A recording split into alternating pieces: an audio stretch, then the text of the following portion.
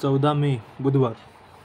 तर आज काय झालं आपल्याला जरा कालच्यावरून समजा लागेल की काल काय झालं की मार्केटनं तर इथून आपल्याला सांगितलं आहे की इथचं लो पेंडिंग आहे.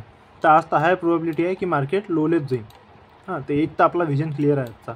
आता पाहायचं आहे आपल्याला हे आहे की मार्केट आज तिकडे चाललं काय, इंडिकेशन जायचं त्याचं मूळ आहे काय मार्केटचं.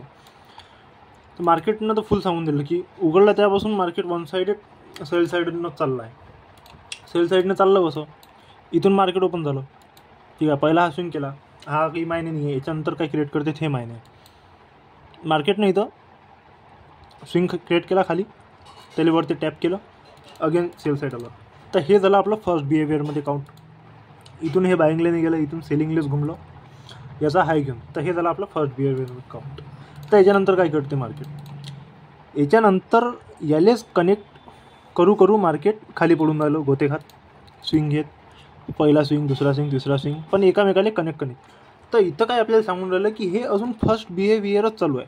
इथं सेकंड बिहेवियर चालू व्हायचं आहे सध्या, कारण की हे एकामेकाले एकाची लिक्विडिटी घेत एका याच्यातही गॅप क्रिएट नाही आहे आणि एका पण स्विंगची वरती लिक्विडिटी घेऊन खाली पडलं नाही आहे. तर हे फर्स्ट बिहेवियर हे कंटिन्यू मार्केट एका ट्रेंडमध्ये चालू आहे. तर इथं काय रूल आहे आपला की फर्स्ट बिहेवियर जेपर्यंत चालू आहे, जतपर्यंत तर ह्या जो मेन स्विंग आहे लिक्विडिटीवाला, याले सगळ्याची लिक्विडिटी घेऊन ह्या बारीक याची स्विंग लिक्विडिटी घेऊन जतपर्यंत ह्या स्विंगला मार्केट येत नाही, याला टेकत नाही, इथून आपल्या रिजेक्शन सेलसाठी देत नाही, तत्पर्यंत आपण ट्रेड घेत नाही बा तिकडे. तर आपण इथं एक गलती केली ती बुधवारी दिवशी की आपण इथं ट्रेड घेतला. आपल्याला वाटलं इथून चाललं जाईल, पण नाही, इथं आपल्याला वेट करायला लागत असते, इथं थांबा लागत असते. आणि दुसरी गोष्ट काय होऊन राहिली इथं की इथं 0.5चा हे पण येऊन राहिला 50%चा झोन, तिथंच येऊन राहिला ऑलमोस्ट,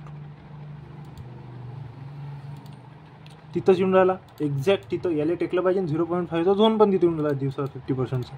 तर आपण इथं वेट केलं. आता याच्यातही काय झालं की मार्केटनं काय केलं, first swing, second swing, third swing, 3 swing 50%चा झोन येईपर्यंत क्रिएट केले आणि मार्केट याला पण टेकलं. इथं येऊन डायरेक्ट मार्केटनं प्रिव्हियस कॅन्डलला क्लोजिंग दिली, इथं आपला ट्रेड टाकला आणि आपण डे लोचं टार्गेट घेतलं इथून. ठीक आहे, हा आपला एक ट्रेड होता, याच्या मागचं एक लॉजिक होतं. ते असं एक रूल आपल्याला इथं फक्त हाच समजा लागेल की हे फर्स्ट बिहेवियर चालू आहे, जतपर्यंत त्याला कोणत्या स्विंगची लिक्विडिटी घेऊन खाली पडत नाही, ते सेकंड बिहेवियर धरल्या जात नाही. तर हे फर्स्ट बिहेवियर चालू आहे आणि याला टेकलं पाहिजे मार्केट, देन त्याच्या बाद आपण ट्रेड घेऊ.